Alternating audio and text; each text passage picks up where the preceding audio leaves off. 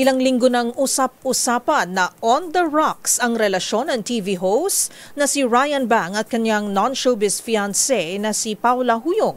Ang hiwalayan lalo pang umugong nang inanunsyo ang nalalapit na pagsasara ng pag-aaring coffee shop ni Paula kung saan nag-propose ang TV host. Naritong report ni Showbiz Angel.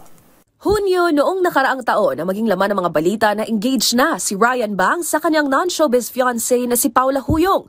Pero nitong mga nakalipas na linggo, iniintrigang hiwalay na ang dalawa matapos mapansin ng mga netizen na wala na sa Instagram account ni Paula ang kanilang mga picture ng TV host. At kamakailan lang, lalo pang umugong ang kanilang breakup matapos lumabas ang anunsyo sa page ng Siesta Horchata na siyang pag-aaring coffee shop ni Paula na magsasara na ito sa Nobyembre. Ang Siesta Horchata ay matatagpuan sa building kung saan nakatayo rin ang mga negosyo ni Ryan. At kung matatandaan, sa cafe din na ito nag-propose ang TV host kay Paula.